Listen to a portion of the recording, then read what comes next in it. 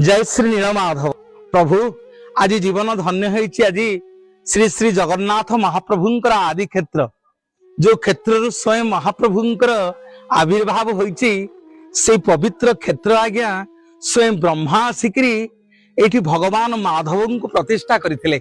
सेथमे पहाड़ ना आज्ञा ब्रह्माद्री। ए ब्रह्माद्री पहाड़ सारा कंटेईकुली नटा এই कंटेईकुली नटा भितर सेदिन सबर पिला विश्वावसु भावरे भावरे कहूची भगवान कहला प्रभु जानिनी मु मंत्र तंत्र प्रभु जाति रे बर खाइले तू खा दियो न खाइले मोर मोर माँ मने बापा मने आज आपण माने महोदधि तीर जो जगबंधु जगन्नाथ महाप्रभु देखुचंदी এই ক্ষেত্র হচ্ছে মহাপ্রভুঙ্কর আদি ক্ষেত্র। এই ক্ষেত্র হচ্ছে মহাপ্রভুঙ্কর মাধব ক্ষেত্র। প্রভু নীলমাধব রূপরে সর্বপ্রথমে সবর পিলা বিশ্বাবসুকু এই কণ্টেইকুলি নটা ভিতরে ব্রহ্মাদ্রি পাহাড় উপরে দর্শন দেইଥିଲେ। এই পবিত্র মাটি নয়াগড় জেলার এই কণ্টিল মাটি যেতে আজ্ঞা জগন্নাথ দর্শন কলে কোন হবো যদি জীবন থরে মাধবଙ୍କୁ দর্শন করি নাহান্তি, যদি তাঙ্গ তুলসী পত্র টিকে পাই নাহান্তি।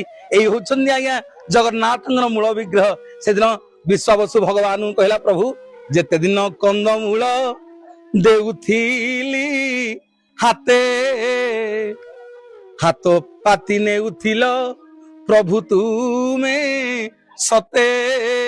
ठाकुरे आज कौन है जे कहीं मो फलमूल नौन सबुदिन आपन को ब्रह्माद्री पहाड़ उपरे महानदी बोही जाउची एई पवित्र तीर रे आपन को कंटेईकुली नटा भितरे लुचेई लुचेई फलमूल जंगल रु आनी कि एठी भगवान को माधव को विश्वावसु सबर पिला आज्ञा खुआई दउथला।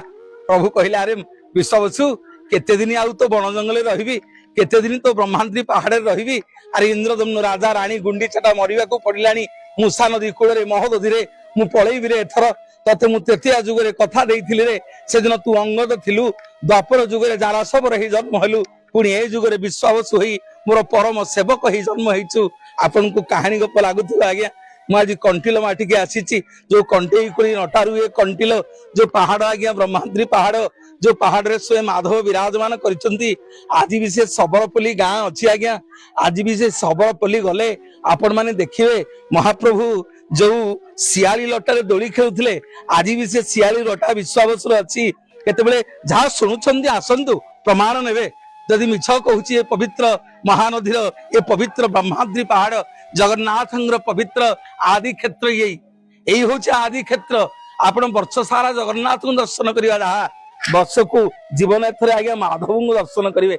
माधव को दर्शन करि नाहंती जगन्नाथंगर कृपा आपण मानक हबनी। केतेबेले आसीबे पहिला भावरे भक्ति रे भगवान को निकट रे विश्वावसु कांदी कांदी कहूची हे मणिमा हे बलियार भुज ताले कुआडे जिवे ना सुख भोगीबाकु एबे बलिछि मो मन डाकरा देलानी तेणे राजा इंद्र दम्न।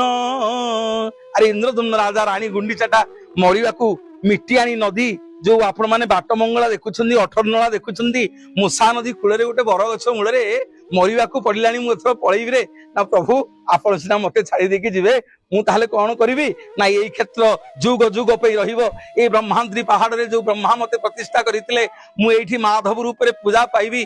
आर ना हबो कंटिलो समग्र जगत रु भक्त कोण अनुकोण रु सूर्य चंद्र तारा थिला पर्यंत ए माधव क्षेत्र को आसीबे। हां आज्ञा मंगलं भगवान विष्णु मंगलं गरुड़ ध्वज मंगलं पुंडरीकाक्ष मंगलं पुरुषोत्तम माधव माधव वाक्यं माधव माधव हरि स्मरन्ति साधव नित्यं सकल कार्यसु माधवं। माधवंग ना न धरिले आज्ञा कौनसी कार्य सफल हबनी। माधवंग ना न धरिले कौनसी कार्य शुभ हबनी। सेइथि पई आज भी जगन्नाथ संस्कृति रे आपण माने गले देखिबे सर्वप्रथम सूर्यंक किरण नीलमाधवंग पादरे पड़िबो। सर्वप्रथमे सूर्य नीलमाधव पाद को छुईबे कारण यही होचंदी से जगन्नाथंकर जन्म स्थान। यही क्षेत्र होची जन्म जगन्नाथंकर आदि क्षेत्र जो क्षेत्र रे स्वयं नीलमाधव पूजा पाउछंती जहांकर गोटी अंगुठीरु स्वयं गंगा माता सुनिले आपण मान को लोमो टांकुर उठिबो। ए ब्रह्माद्री पहाड़ उपरु स्वयं गंगा माता झरझर निर्जर होई बही जाउछंती। निवेदन करिवे आपण मानकू आपण माने जो माने मो फेसबुक चैनल देखुछंती यूट्यूब चैनल देखुछंती आपण माने अजस्र परिमाण रे आसंतु अब नयागढ़ जिला खंडपड़ा कंटिलो आपण माने जेतबे आसीबे एठी माधवଙ୍କୁ दर्शन करिवे माधवଙ୍କର प्रसाद सेवन करिवे बेढ़ा परिक्रमा करिवे जगन्नाथଙ୍କୁ वर्ष सारा दर्शन करिवा जहा माधवଙ୍କୁ आज्ञा गोटे थर दर्शन करदेले ए मनीष कली जुग पाप कली कलिशुद्धपूर्ण समाज रु मुक्ति पाइजिव। जय जय श्री माधव जय जय श्री माधव जय जय श्री माधव। विश्व ब्रह्मांड रे जेते नीलमाधव मूर्ति आपण माने देखिबे सबुठी देखिबे आज्ञा नीलमाधवଙ୍କର शंख चक्र गदा पद्म किंतु एठी देखिले आपण माने आश्चर्य हेबे एठी स्वयं नीलमाधव विराजमान करिसंती गोटिए पटे शंख चक्र एवं महाप्रभुଙ୍କର दुई हातरे स्वयं लक्ष्मी आ सरस्वती विराजमान करिसंती एवं वाम पादरु अविरत गंगा निश्रुत होइसंती। ए नीलमाधवଙ୍କ मंदिर रे आश्चर्य श्री श्री सिद्धेश्वर महादेवଙ୍କୁ आपण माने देखिबे से श्री सिद्धेश्वर महादेवଙ୍କର सूर्यଙ୍କ सहित किभଳି भाबरे संपर्क रहिछि सूर्यଙ୍କର गति अनुसार एठी लिंगर रंग को भଳି भाबरे परिवर्तन हुए।